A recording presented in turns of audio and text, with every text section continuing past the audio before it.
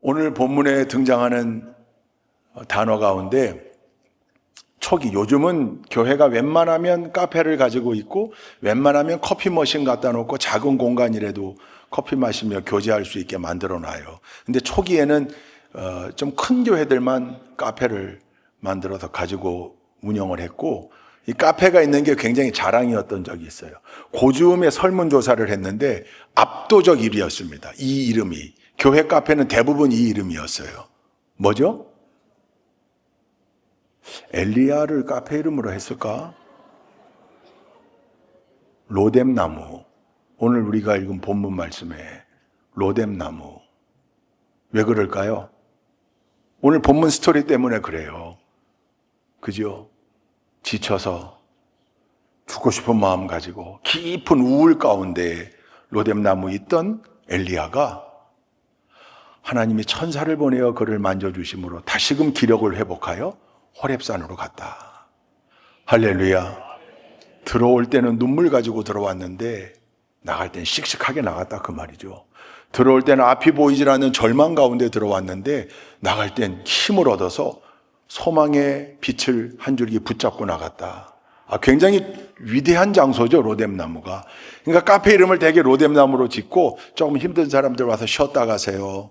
여기 와서 교제도 하고 쉼을 얻고 그래서 좀 기운을 차려가세요. 그런 뜻으로. 근데 그런 뜻인 걸, 로뎀나무가 그런 뜻인 걸 우리가 분명히 기억한다면 로뎀나무는 카페 이름으로 적당한 게 아니라 교회여야 되는 거죠. 교회. 우리 교회가 로뎀나무이기를 소원합니다. 엘리야가 이렇게 되는데 로뎀나무는 잘못이 없어요.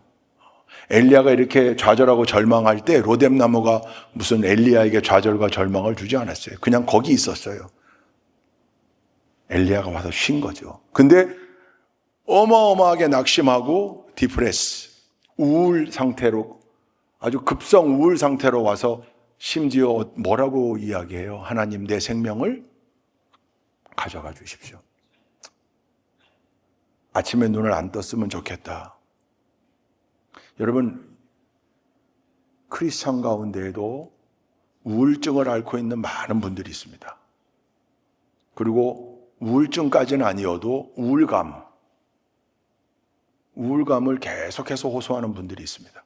이 우울감이 나아지지 않고 2주간 연속이 되면 병리적으로는 우울증이라고 진단하는데, 우울증 그리고 반복되는 우울감 많아요.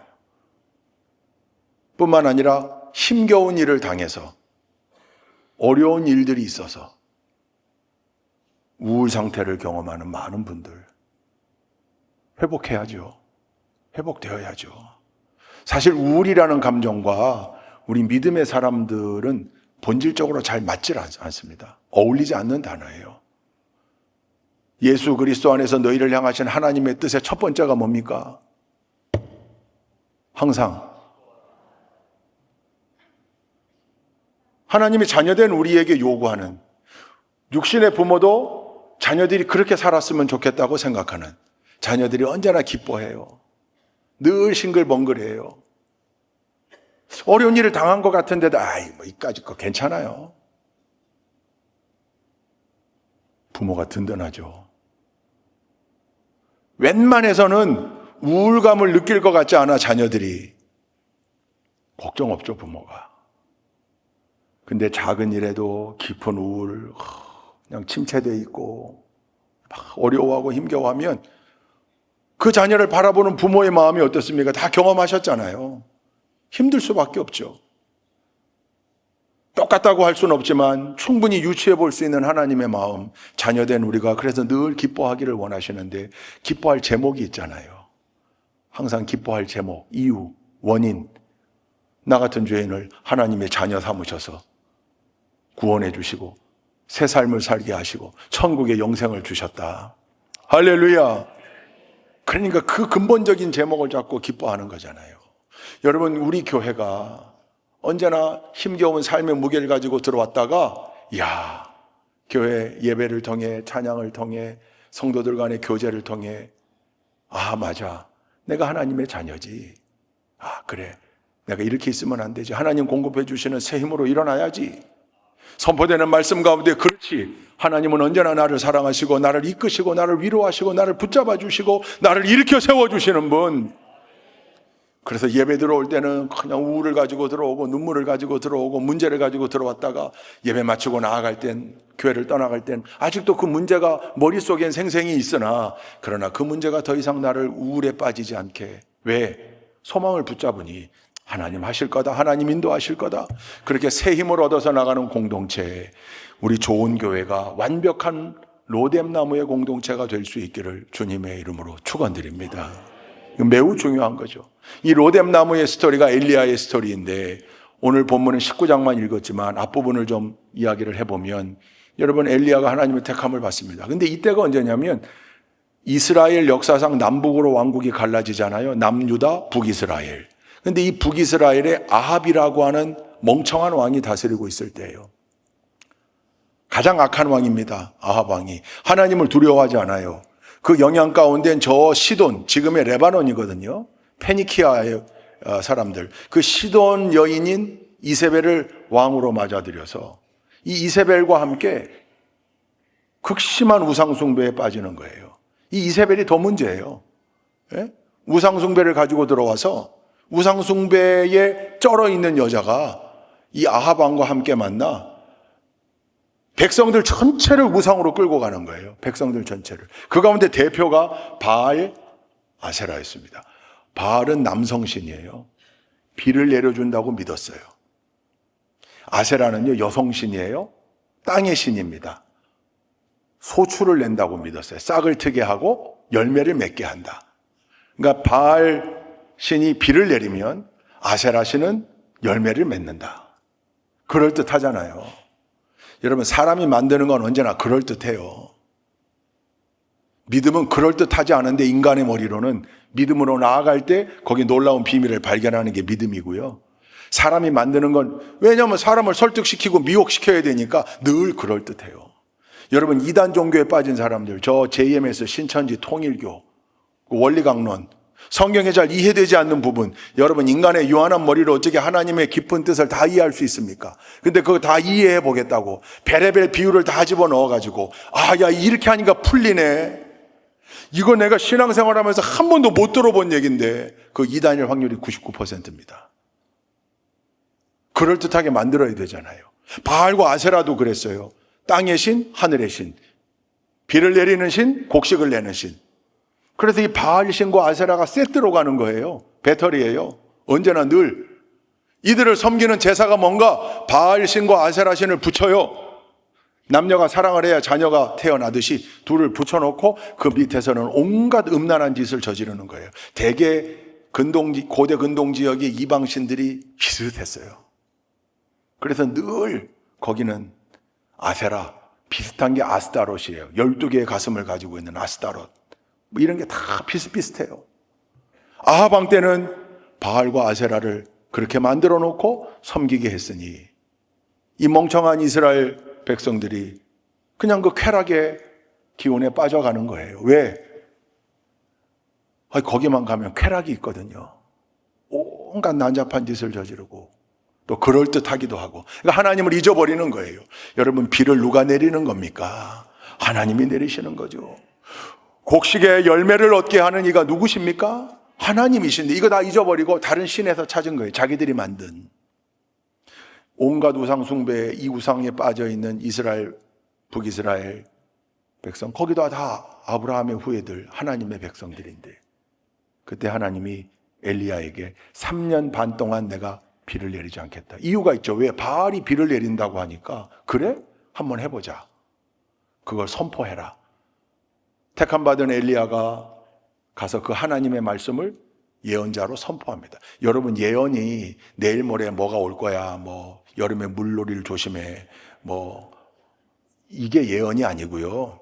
하나님의 말씀을 예치, 디파짓 받아서 그 말씀을 선포하는 거예요. 그러니까 예자가 미리 예자의 예언도 있지만 실제 예언자에 어울리는 예자는요, 예치할 예자입니다. 하나님의 말씀을 받아 안는 거예요. 하나님의 말씀을 받아 아는 사람들이 예언자들이에요. 그들이 가서 그걸 선포하니까 거기에 미래에 대한 얘기도 있고 현재에 대한 얘기도 있고 과거에 대한 얘기도 있는 건데 엘리야에게 하나님이 그대로 명령했고 그대로 선포해요. 3년 6개월 동안 3년 반 동안 이 땅에 기근이 오리라. 비가 내리지 않겠다. 여러분 이런 선포하는 걸 좋아할 리가 있겠습니까? 엘리야가 도망가죠. 하나님이 엘리야를 숨깁니다. 어디에? 그릿 시내가 동굴에. 얼마 동안? 3년 반 동안.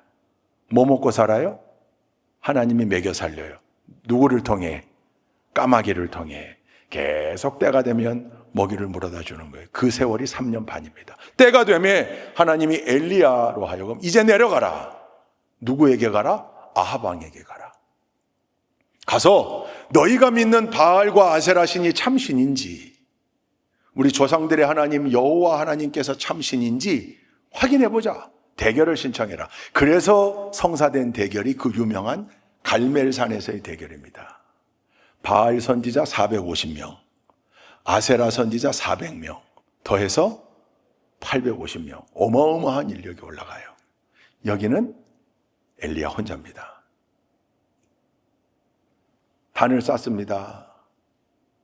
불로 응답하는 신이 참신이다 그거죠. 여러분 바알과 아세라 선지자들은 거짓인 줄 알고 속이며 살았겠습니까? 아니요. 믿었을 거예요. 바알 신을, 아세라 신을. 왜? 바알과 아세라가 있다금 여러분 귀신이 역사합니까? 안 합니까? 귀신이 역사합니다. 귀신이 누굽니까? 목사님 귀신이 어디 있습니까? 이런 얘기하는 크리스찬 없겠죠? 성경 공부가 덜 된 분들이에요. 성경에 귀신이 얼마나 많이 나옵니까? 예수님이 했던 사역 가운데 귀신을 쫓아낸 사역이 얼마나 많습니까? 악한 영에 사로잡히는 일, 악한 영의 도구들, 그게 다 귀신의 역사 아닙니까? 온갖 모습으로 나타나는 거죠. 온갖 모습으로. 그 귀신들이 역사해요. 아니 애굽의 술사, 바로의 술사가 지팡이 던졌더니 뱀이 됐잖아요. 모세의 지팡이가 변한 뱀이 잡아먹어서 그렇지. 역사한다니까요. 무당이 작두 타잖아요. 신통한 일이 일어난다니까요. 그러니까 이 바알과 아세라가 이따금씩 행해주는 신통한 일들 보고 그게 참신인 줄 알고 무지몽매하게 매달렸던 거겠죠. 그전에는 이 정도 하면 제단에 불이 붙었는데 850명이 아무리 별짓을 다 해도 꼼짝없는 거죠. 왜요?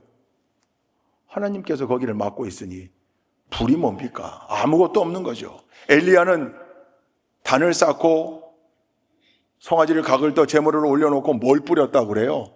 물을 들여다 붓습니다. 자신감의 발로죠. 표현이죠. 그 갈멜산에서 엘리야가 하나님께 기도할 때 하나님이 즉시 불로 응답하셨어요. 우리 성가대 교회 합창 그 성가곡에 엘리야의 하나님 있죠. 갈멜산에서 쌓은 번제물을 단단단단단단. 거기 보면 불로 응답하신 하나님, 엘리야의 하나님, 그 엘리야의 하나님이 나의 하나님. 할렐루야. 여러분 이 엘리야가 어마어마한 승리를 거둡니다. 그것을 백성들이 바알과 하나님 사이에서 머뭇거리던 백성들이 그걸 다 지켜봤고 제정신을 차립니다. 백성들의 환호에 힘입어 850명의 이방 선지자들을 전부 죽입니다. 어마어마한 승리를 거둔 겁니다. 그리고 하나님께서 말씀 주신 대로 이제 비를 내려달라고 기도할 때 손바닥만한 작은 조각구름이 몰려오더니 그 땅에 엄청난 비를 내립니다. 아합 왕이 왕궁으로 심각한 마음을 가지고 돌아갔겠죠. 돌아가는 마차를 엘리야가 다름질하여 600만 불의 사나이가 된 거죠. 뜬뜬뜬뜬뜬뜬뜬뜬 엄청난 신체적 능력을 하나님 허락하셔서 그 역사도 체험할 뿐만 아니라 사람들에게 보여줍니다. 이거 기가 질려 자빠질 일이죠. 아합으로선. 근데 이제 문제가 그 뒤에 생기는 겁니다. 이 정도 했으면 아합과 이세벨이 무릎을 턱 꿇고 두려움에 떨며 덜덜덜덜 떨며 하나님 앞에 용서를 구하고 회개를 했어야 될 터인데 안 그렇습니다. 이 이세벨이 뭐라고 합니까? 오늘 본문 2절 한번 읽어보십시다. 2절 시작. 이는 엘리야에게 심부름꾼을 보내어 말하였다. 네가 예언자들을 죽였으니 나도 너를 죽이겠다. 내가 내일 이맘때까지 너를 죽이지 못하면 신들에게서 천벌을 달게 받겠다. 아니 그보다도 더한 재앙이라도 그대로 받겠다. 여러분, 이세벨의 기가 하나도 안 죽었어요. 엘리야, 너를 내가 죽이겠다. 너를 못 죽이면 내가 내 신들에게 벌을 받겠다. 아직 자기가 모셨던 바알과 아세라에서 벗어나질 못해요. 여러분, 영적인 미혹은요, 참 어려워요. 쉽지 않아요. 이게 성령의 방망이로 두드려 맞지 않는 이상. 그래서 여러분, 극악한 삶을 살다가 한순간에 본어게인 거듭난 사람들의 그 간증을 들어보면 공통점이 있는데 그 중에 하나가 깨지는 소리를 들었다는 거예요. 깨지는 소리. 그 옛날 이천성 목사님이 저 하늘산 기도원에 와장창, 중창, 주장창, 창 책 제목이 그래요. 자기 간증 책 제목이 와장창, 중창, 주장창, 창. 뭔가 깨지는 소리가 들렸대. 자기의 죄성이, 죄악이, 죄로 점철된 자기의 옛사람이, 고집이, 아집이 성령의 방망이로 깨지는 소리인 거죠. 이런 역사가 일어나지 않으면 참 바뀌기가 어려워. 이세벨은 바뀌지 않은 거예요. 죽이겠다고 나선 거예요. 그걸 듣고 엘리야가 두려워 도망가는데, 사실 여기 두렵다 이 표현을 어떻게 해석해야 될 건가? 목숨을 부지하기 위해서? 아니 근데 왜 가서 죽여달라고 그래? 사실은 이세벨이 자기를 죽이겠다고 하는 게 두려운 게 아니라 자기의 예상과 자기의 상상을 벗어난, 여러분 기본적인 예상이라면 무릎 꿇어야 된다니까요. 코가 빠져 있어야 되고 덜덜덜 떨어야 된다니까요. 누가? 아합과 이세벨이. 근데 여러분, 악의 모습은요 쉽게 꺾이지 않습니다. 악의 모습이요 쉽게 굴복하지 않습니다. 그래서 우리 믿음의 사람들이 끈기를 가져야 되는 이유가 여기 있는 거죠. 오히려 이세벨은 더 의기양양해요. 그 소리를 듣고 낙심이 돼서 부엘세바까지 내려갔다가 자기 사환 종을 거기에 두고 하룻길 걸려 광야로 들어간 엘리야가 기진맥진하여 로뎀나무 밑에 누워 하나님 나를 좀 데려가 주십시오. 그럴 때 하나님이 천사를 보내요. 엘리야를 터치하고 잠에 든 엘리야를 일으켜 세워 떡과 물, 세번역엔 오늘 과자라고 그랬는데 과자는 조금 어감이 그래요. 그죠? 과자를 주었다. 비스켓 준 것 같잖아요. 먹을 양식을 주었다. 떡과 물을 주어 기운을 차리게 하고선 가라. 어디로? 호렙산, 하나님의 산으로 가라. 그때 엘리야가 힘을 얻어 40주야를 걸어 호렙산을 가게 되고 그 호렙산에서 바람과 지진과 불을 경험하고 그 가운데 온전한 하나님을 만나서 그 하나님으로부터 새로운 사명을 받습니다. 아람 제국에가 하사일을 기름 부어 왕으로 세우고 북이스라엘의 아합을 대신하여 예후를 왕으로 세우고 너의 후계자는 엘리사로 기름 부어 세워라. 새로운 사명, 더 큰 사명을 받고 그 사명을 감당하기 위해 완전히 회복되어 돌아오는 일이 이 로뎀나무 스토리의 끝입니다. 우리가 오늘 시간 관계상 호렙산을 향하는 8절까지만 본문을 읽었습니다. 여러분, 이 스토리는 워낙 유명한 스토리라 너무나 잘 아는 이야기고 예전에도 제가 한번 이 스토리, 이 본문을 가지고 설교했던 기억이 납니다. 제가 신방을 하고 상담을 하고 우리 성도들을 만나보면 늘 그렇습니다. 그게 우리네 인생이죠. 늘 어려운 일들이 생깁니다. 근데 그 어려운 일들이 그저 한순간 힘들고 어려움으로 끝나는 일이 아니라 끝없이 우리를 저 바닥으로 눕게 만드는 어려운 일들, 이게 해결이 될까? 절망 가운데 빠지게 만드는 일들, 건강의 문제, 물질의 문제, 자녀의 문제, 수많은 문제들, 잠을 이룰 수가 없는. 오늘 여기 본문에 보면 엘리야는 자는 걸 천사가 깨웠다고 그러잖아요. 엘리야가 덜 힘들었어요. 진짜 힘들면 잠이 옵니까? 잠이 안 와요. 깊은 잠을 잘 수가 없잖아요. 그 문제들이 생각나니까 식은땀 나고 잠을 이룰 수가 없고 그런 사연들이 참 많아요. 그 사연들은 계속 진행 중이에요. 그런 성도들의 사연을 가슴에 담을 때마다 너무 감정이입이 되고 공감이 돼서 그런가 참 힘들어요. 하나님, 우리 권사님에게, 우리 집사님에게, 우리 성도님에게 엘리야의 로뎀 나무를 허락하여 주옵소서. 그때 하나님 그 엘리야에게 보냈던 천사를 우리 성도님에게 보내주셔서 그를 만져주시고 뿐만 아니라 그가 기운 차릴 수 있도록 떡과 물도 주십시오. 그 엘리야의 하나님이 엘리야의 하나님으로 끝나는 게 아니라 우리의 하나님, 나의 하나님이라고 고백하잖아요.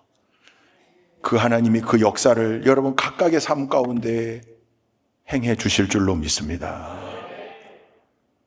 그게 오늘 우리가 읽은 로뎀 나무 스토리입니다. 이 가운데 우리가 꼭 잊지 말아야 될 게 있습니다. 첫째, 여러분, 우리는 모두 너무너무 연약한 존재입니다. 늘 깨질 수 있고, 넘어질 수 있고, 무너질 수 있고, 바닥으로 추락할 수 있습니다. 이걸 잊어서는 안 됩니다. 이걸 전제하고 있어야 지금 현재 내 모습에 자책하지 않을 수 있고, 현재 내 모습이 절망으로 변하지 않을 수 있습니다. 나는 안 넘어질 것 같았거든요. 나는 저 바닥까지 내려가지 않을 것 같았거든요. 근데 그건 교만입니다. 여러분, 누구든 내려갈 수 있습니다. 아니, 바닥이 아니라 바닥을 뚫고 저 지하로 내려가는 경우도 있습니다. 앞이 보이질 않는 거죠. 누구든 그럴 수 있습니다. 누구든. 그러니 여러분, 그 힘들고 어려운 일을 만났을 때 내가 만난 어려움이 그 어려움 자체로 그저 좌절이 되거나 절망이 되지 않도록 하려면 엘리야도 겪었던 일이다. 그 위대한 하나님의 선지자 엘리야도 겪었던 일이다. 어떻게? 나 좀 데려가 달라고. 여러분, 심리학자들은 이걸 번아웃 증후군이라고 그러고요. 이 상담 공부하는 사람들이나 정신의학 공부하는 사람들은 성경의 이 엘리야의 이야기를 많이 인용합니다. 성경에 등장하는 강력한 자살 충동, 그 자살에 관계된 몇 개의 성경 사례들이 있거든요. 그 가운데 이 엘리야의 스토리. 하나님의 사람이 어찌하여 자기 목숨을 빨리 데려가 달라고, 나 그만 살았으면 좋겠습니다. 나 눈 안 떴으면 좋겠습니다. 여러분, 힘들 때 그럴 때 있죠. 아침에 눈 안 떴으면 좋겠다. 눈 뜨면 또 그 문제들이 계속 내 앞에서 나를 괴롭히니 잠자는 시간만큼은 그저 잊고 있으니까. 여러분, 이 정도로 힘들고 어려운 일을 다 겪잖아요. 엘리야도 겪었던 일이라니까요. 엘리야도. 그러니 누구든 겪을 수 있습니다. 누구든. 엘리야가 지금 이 어려움을 겪는 게 엘리야의 잘못 때문입니까? 죄 때문입니까? 아니에요. 하나님의 설계입니다. 그러니 하나님을 향한 절대 신뢰가 있다면, 그래, 나 같은 존재, 엘리야도 이런 바닥을 경험했는데 내가 뭐라고, 나도 이 어려움을 겪을 수 있지. 근데 엘리야는 다시 회복되잖아요. 나도 마찬가지인 거예요. 할렐루야. 여러분, 엘리야가 지금 어떤 사람이에요? 하나님이 엘리야를 택하셔서 위대한 하나님의 말씀을 선포하게 했고, 뿐만입니까? 사르밧 과부의 집에 곡식가루, 기름이 마르지 않도록 역사하는 일에 엘리야가 주인공이었고, 그 사르밧 과부의 아들이 죽었을 때 그를 되살려낸 것 이 엘리야였고요. 그리 시냇가에 숨어 있을 때 3년 반 동안 까마귀가 음식을 물어다 주는 신비한 체험을 했어요. 아니, 한두 번은 우연이라고 할 수 있겠지만 때 맞춰서 탁탁 물어다 주는 까마귀, 그게 하나님의, 야, 저 까마귀가 하나님의 천사구나. 그 신비한 체험을 3년 6개월이나 했다니까요. 뿐만입니까? 850대 1로 싸워서 이겼고요. 그들을 다 무찔렀어요. 아하방의 마차가 달려갈 때 뛰어가는데 마차를 앞지르는 놀라운 신체적 능력도 경험했어요. 어마어마한 사람이에요. 어마어마한 경험을 한 사람이에요. 목사님들이 모여가지고 목회 얘기하고 여러 얘기할 때 막 힘들고 어려울 때 가끔 그런 얘기할 때 있어요. 죽은 사람 한 사람만 벌떡 일으키면 그걸로 끝나는 건데, 농담 삼아 해요. 농담 삼아. 신비한 일들에 대한 열망. 여러분, 죽은 사람 일으키면 목회가 끝나나요? 그럴 리가 있겠습니까? 아니요. 그 죽었다가 살아난 사람이 힘들게 할지도 몰라. 목회는 그런 거 아니잖아요. 내가 무언가를 이루겠다가 아니라 능하신 하나님, 그 하나님을 바라볼 수 있도록 성도들을 가이드하고 그 하나님의 말씀이 성도들에게 선포될 수 있도록 메신저 역할을 하고 그러면서 언제나 하나님의 자녀로 살아갈 수 있도록 성도들을 돌보는 일이 목회지 거기 무슨 신비한 일. 근데 그런 유혹이 있거든요. 대단한 능력, 놀라운 능력. 기도하고 잠만 들면 꿈으로 답이 오네. 그분은 교회에 있지 말고 저쪽 미아리 이쪽으로 가봐야 돼요. 그렇지 않아요. 근데 이걸 감안하면 엘리야가 겪었던 일은 얼마나 특별한 일들입니까? 하나님이 엘리야를 그 능력의 예언자로 세워주신 거예요. 그랬던 엘리야가 그 엄청난 일들을 다 경험했던 엘리야가 바닥으로 떨어져 눈 안 떴으면 좋겠습니다. 하나님 나를 좀 데려가 주십시오. 여러분 이해되지 않습니까? 겪어보셨잖아요. 지금도 겪고 계시는 분들 여기 많잖아요. 힘들고 어려운 일들. 누구든 그만큼 우리는 연약한 존재다. 약한 존재. 엘리야도 그렇게 바닥을 경험했어요. 엘리야도 그 밑바닥을 경험하고 깊은 우울에 빠져 아무것도 할 수 없는 상태가 됐었어요. 그러니 하물며 우리는요. 아까도 말씀드렸지만 엘리야의 이 급성 우울증은요. 자기의 예상대로 되지 않았던 데에 기인할 거예요. 아합 왕과 이세벨이 이 정도면 무릎 꿇을 줄 알았는데 오히려 더 의기양양하게 자기를 죽이겠다고 협박하는 이세벨. 내 마음대로 되지 않는 건 내 마음대로 안 되죠. 내 뜻대로 안 되죠. 내 예상대로만 굴러가질 않죠. 사람이 마음으로 자기의 길을 계획할지라도 그 걸음을 인도하시는 이는 여호와 하나님이시라고 했습니다. 뿐만입니까? 하나님께서 이사야서 55장 8절에 말씀 띄워봐 주시죠. 뭐라고 말했습니까? 함께 읽습니다. 시작. 나의 생각은 너희의 생각과 다르며 너희의 길은 나의 길과 다르다. 주님께서 하신 말씀이다. 여러분 지금 엘리야가 딴짓하다가 이 좌절을 경험한 게 아니에요. 하나님께서 명령하신 일들 그대로 수행하고 있는 과정 중에 당한 어려움이에요.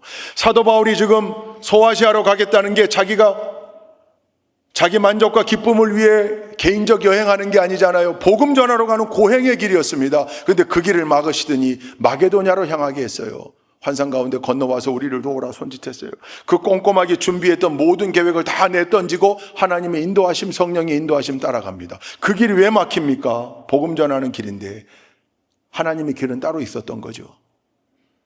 여러분 이 땅에서 우리가 당하는 어려움, 내 예상대로 되지 않는 일들, 내 목표대로 성취되지 않는 일들, 물질의 문제로 고통당하는 일들 얼마나 많습니까? 그까짓 건 물질이야 이렇게 말하지만 여러분 경험해 보셨잖아요.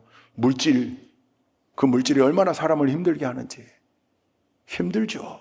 힘들 수밖에 없죠. 이자 날짜는 왜 이렇게 빨리 돌아오는지. 도대체 내가 이 굴레에서 헤어날 수는 있을 건지 생각하면 늘 꼬리를 무는 답답한 생각들. 근데 여러분 우리의 생명도 좌우하시는 하나님이신데 이 물질 또한 마찬가지인 거죠. 어느 순간 보면 여기까지 나를 인도하셨구나. 그때는 몰랐는데 힘들었는데 그럴 때가 있잖아요. 하나님의 생각, 하나님의 길, 하나님의 계획은 늘 우리와 동일하지 않겠죠. 그러면 그 하나님이 무슨 매력이 있습니까? 늘 내 생각, 내 계획, 내 길과 동일한 하나님이면 내 머리 안에서 역사하시는 하나님인데 그 하나님이 무슨 매력이 있습니까? 우리가 생각하지 못하는 것까지, 내가 계획하지 못했던 것까지, 물론 그 과정 중에 힘들고 어려운 건 나는 안 겪었으면 좋겠지만 그러나 아니다, 아들아, 딸아, 이 과정이 필요하다. 내가 너를 위하여 설계한 과정이란다. 요거를 이겨내기만 하면 내가 너를 위해 예비한 것 네가 손에 움켜쥘 수 있으리라. 할렐루야. 여러분 무슨 선한 일을 하든 어떤 일을 하든 내가 짜놓은 틀에 하나님이 들어오기를 원하는 게 아니라 하나님 나는 이렇게 계획했지만 혹 하나님 내 계획보다 더 큰 계획을 하나님 나를 향해 가지고 계시다면 나를 이끌어 주십시오. 나로 하여금 거기에 순응하게 해 주십시오. 하나님 뜻에 겸손하게 무릎 꿇기를 소원합니다. 이렇게 기도할 수 있는 우리 좋은교회 모든 성도들이 되시기를 주님의 이름으로 축원드립니다. 우리는 연약한 존재라는 겸허한 마음이 이 믿음의 근간이 됩니다. 둘째, 그렇게 넘어지고 쓰러지고 추락하는 우리를 하나님은 결코 방치하거나 포기하지 아니하신다. 여기 은혜가 있습니다. 오늘 말씀의 제목이 뭡니까? 끝까지 하나님입니다. 저 가운데 생략된 문장을 넣는다면 끝까지 나를 사랑하시는 하나님, 끝까지 나를 이끄시는 하나님, 할렐루야! 끝까지 참으시는 하나님, 끝까지 기다리시는 하나님, 끝까지 역사하시는 하나님, 끝까지 회복시키시는 하나님, 그 하나님이에요. 여러분, 엘리야를 택한 하나님께서 엘리야에게 사명을 주셨었는데 그 사명을 감당한 엘리야, 그 사명의 끝엔 지금 로뎀나무입니다. 밑에 가서 나를 좀 하나님 죽여달라고 데려가 달라고. 못난 모습이죠. 아니 그 정도로 위대한 체험을 했던 네가 나한테 이럴 수 있냐? 충분히 책망하실 만한데 하나님은 엘리야를 책망하지 않았어요. 엘리야에게 천사를 보내줍니다. 그리고 엘리야를 어루만졌다. 세 번역에는 이 어루만졌다를 깨웠다 이렇게 돼 있는데 좀 안타까운 번역이죠. 뭐 어루만지면 깨운 거죠. 잠들면 안 된다. 영적인 잠에서 깨어나라 그런 뜻이기도 하고요. 그리고 떡과 물을 주어 기운을 차리게 했다. 여러분 그 속에는 어떤 메시지가 있는 겁니까? 갈멜산에서 승리했던 엘리야, 너가 내 자녀이고 로뎀나무 밑에 있는 너도 내 자녀이다. 갈멜산에서 승리했던 엘리야도 내 일꾼이고 로뎀나무 밑에 울고 있는 엘리야도 내 일꾼이다. 여러분 하나님은 절대 당신의 자녀들을 포기하지 않는 하나님이심을 믿어야 합니다. 이게 절대 신뢰의 내용입니다. 쓰러질 수 있습니다. 넘어질 수 있습니다. 실수할 수 있습니다. 바닥을 경험할 수 있습니다. 죄악으로 더러워질 수도 있습니다. 그러나 하나님은 비록 우리의 모습이 그렇다 할지라도 우리를 거부하거나 우리를 포기하는 하나님이 아니시라는 것, 여러분 이 하나님을 향한 믿음이 우리를 살려놓는 겁니다. 제가 미국 유학 갔을 때 코스코 갔다가 놀랬던 장면, 신기하게 생각했던 장면, 캐시어들 옆에 다 파이프가 이렇게 천장으로 돼 있어요. 파이프가. 저게 뭔가 했더니 캐시어들에게, 계산원들에게 돈 계산할 때 100불짜리 지폐를 주면 그 100불짜리 지폐를 막 위로 보고 하고 형광펜으로 쭉 긋고 거기 파이프에다가 탁 넣어요. 그럼 이게 진공이에요. 슉 해서 위로 올라가요. 위로 어디 올라가나 했더니 그 코스코 사무실로 다 모이는 거예요. 100불짜리 지폐는. 나머지 지폐는 거기 뒀다가 이따 결산할 때 가지고 오고 100불짜리 지폐. 그 100불 한 장이 그때 환율로 우리나라 돈 아마 12만 원 정도 했을 텐데 우리가 생각하는 12만 원보다 이 사람들은 훨씬 더 크게 느꼈던 것 같아요. 그렇더라고요. 100불. 그래서 계산할 때 100불짜리를 잘 안 내요. 저 주유소 가가지고 주유소 매점 이 편의점 가가지고 뭐 간단한 거 사고 100불짜리 내면 되게 안 받으려고 그래요. 20불짜리, 10불짜리 그런 거 달래는 거죠. 100불짜리 잘 안 받죠. 그때 그랬어요. 요즘은 뭐 물가가 올라서 좀 다르긴 한데 그 100불짜리가 많이 들어오면 캡슐에다가 그 돈을 넣고 진공 파이프에다 넣으면 칙 해서 올라가요. 100불을 모으는 거예요. 그러니까 100불에 대한 감이 좀 다른 거죠. 제가 왜 이 얘기를 했냐면 예전 한 30년 전 이게 실제로 미국에서 있었던 일이라는 거 아니에요. 미국은 그 자기개발 관련된 이런 뭐 강의 이런 거 자기개발뿐만 아니라 여러 분야의 강의들을 많이 만들어 놓고 지역 주민들이 그런 강의에 참여할 수 있도록 많이 하잖아요. 또 우리 스피치 하는 걸 좋아하고 유명한 강사가 와가지고 강의하는데 100불짜리를 꺼내더니 여러분도 알고 계실 거예요. 100불짜리를 들고 누구든지 내가 이거 주겠다 한 사람에게. 다만 갖고 싶은 사람 손 들어봐라. 여러분 같으면 들겠습니까? 안 들겠습니까? 다 들었죠. 100불. 잠깐만 기다려라. 100불을 막 꼬개더니 꼬깃꼬깃해진 그 100불을 들고 다시 이 돈을 가질 분 손들어라. 다 들더라는 거죠. 100불짜리를 땅바닥에 내려놓고 그 발로 막 밟아요. 구겨졌을 뿐만 아니라 너무 더러워졌어요. 너덜너덜해졌어요. 그 너덜너덜한 100불짜리를 들고 갖기 원하시는 분 손들어 보십시오. 다 드는 거죠. 왜 그런 거예요? 100불의 가치가 여전한 거죠. 여전한 거죠. 인생의 무대 위에서 쓰러지고 넘어지고 때로는 짓밟히기도 하고 죄악 가운데 더러워지기까지 한다 할지라도 우리는 여전히 하나님의 자녀로서의 가치를 가지고 있다는 거죠. 하나님은 우리를 내던지지 않는다는 거죠. 아버지 재산 반을 가지고 가서 다 탕진하고 상거지꼴로 돌아오는 냄새나는 둘째 아들을 그 모습 그대로 안았던 아버지의 모습이 하나님의 모습이잖아요. 예수님이 그거 설명하려고 제자들에게 이 이야기를 비유로 들려주신 거 아닙니까? 니들이 아무리 실패해도, 니들이 아무리 더러워져도 아버지는 너희들을 포기하지 않는다. 냄새나는 그 모습 그대로 안아주신다. 끝까지 나를 사랑하시고 지키시는 하나님. 여러분, 로뎀나무의 스토리가 우리에게 주는 가장 강력한 교훈입니다. 실패의 자리로 찾아오셔서, 여러분, 예수님이 베드로와 야고보, 요한을 어떻게 리크루트 하셨습니까? 고기 잡는 데 갔잖아요. 언제? 밤새 고기 한 마리 못 잡았던 날, 그날 그 자리에 가서 실패했던 베드로에게 만선의 기쁨을 줍니다. 그리고 제자 삼습니다. 실패한 그 자리가 우리에게 로뎀나무의 자리가 되고, 그 로뎀나무 자리가 우리를 찾아와 우리에게 새로운 힘과 용기와 기운을 주시는 하나님을 체험하는 자리가 됨을 잊어서는 안 될 줄로 믿습니다. 셋째, 엘리야는 자기를 찾아온 천사에게 자기 몸을 내어 맡깁니다. 우리 7절 한번 읽어보시죠. 7절 함께 읽겠습니다. 시작. 주님의 천사가 두 번째 와서 그를 깨우면서 말하였다.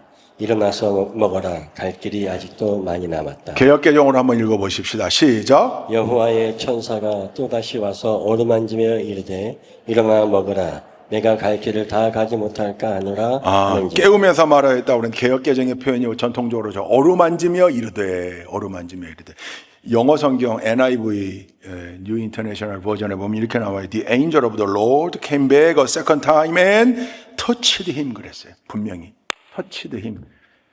어루만지며 깨웠다. 이렇게 해석하면 맞을 것 같아요. Get up. 일어나라. Wake up. 잠에서 깨어나라. 힘내라. 내가 너를 지금 어루만진다.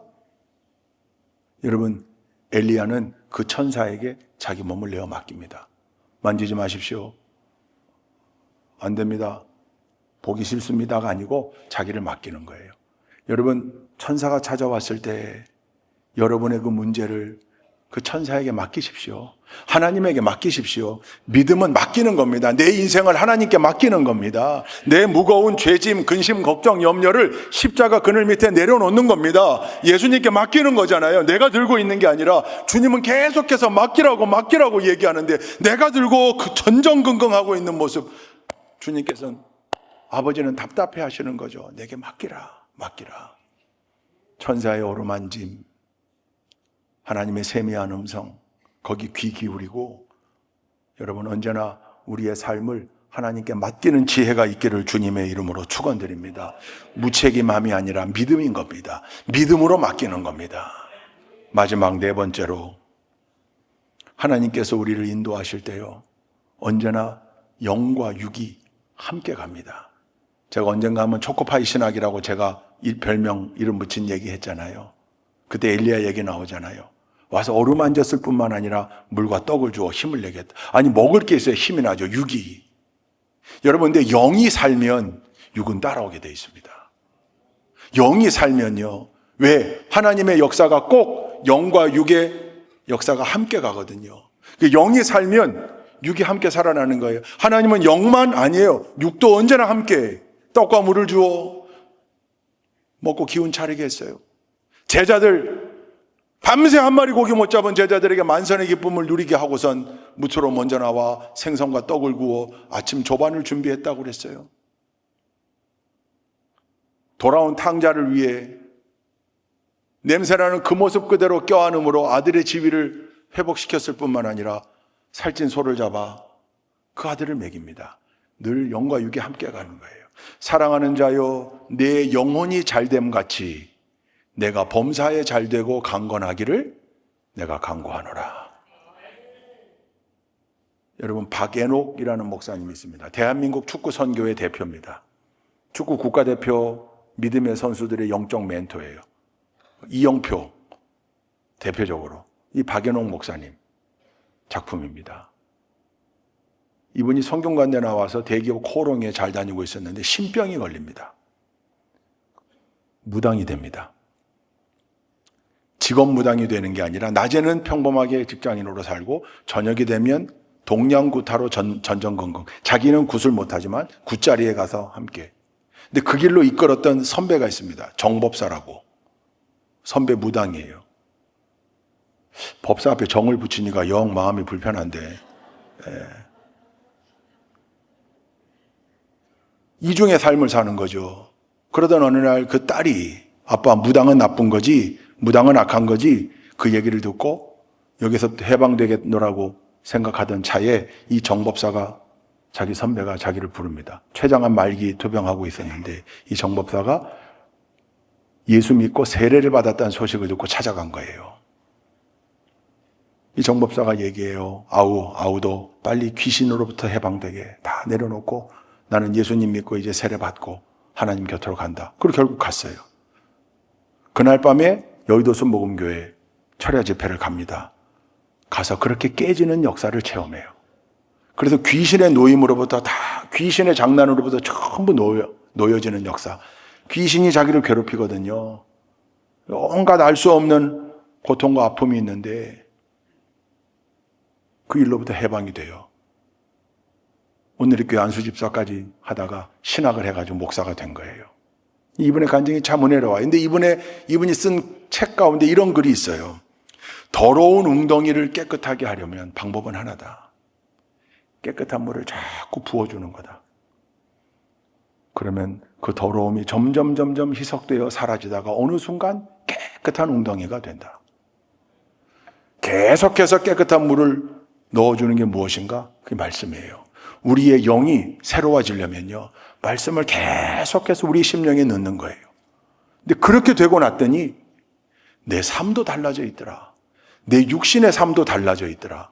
그게 내 영만 새로워지고 내 영만 건강해진 게 아니라 영육 간의 강건함이라고 하는 게 무엇인가를 알게 되는 거죠. 하나님은 언제나 두 가지를 배터리로 영적인 문제와 육적인 문제를 함께 해요. 영으로 바로 서면, 영적인 문제가 해결되어지면, 하나님 앞에 바로 서면 육신의 문제가 저절로 해결되어지는, 하나님이 책임져 주시고 채워주시기 때문입니다.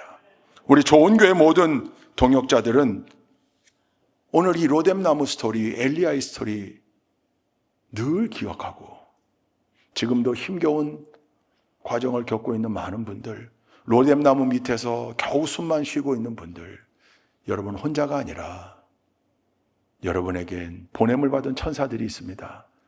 옆에 있는 동역자가 천사이기도 하고 목사님이 천사이기도 하고, 그들을 통하여 여러분의 마음을 어루만지고 노력할 때 그들을 통하여 힘내게 하고 하나님이 부족함을 채워주시고 기운을 차려 호렙으로 가게 하셔서 완전히 회복시키신 후에 더 위대한 사명을 맡기는 이 하나님의 법칙, 이 엘리야의 법칙이 우리에게도 그대로 유효하게 진행된다는 사실, 그 절대 믿음을 가지고 하나님 날 버리신 겁니까? 하나님 잠자고 계신 겁니까? 하나님 눈 감고 계신 겁니까?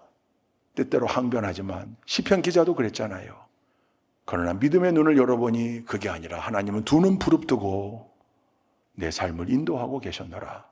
여러분, 그렇게 멋지게 간증하며 내가 또 누군가의 천사 역할을 할 수 있는 로뎀나무와 엘리야의 스토리가 계속해서 이어지는 우리 좋은 교회 공동체가 될 수 있기를 주님의 이름으로 축원드립니다.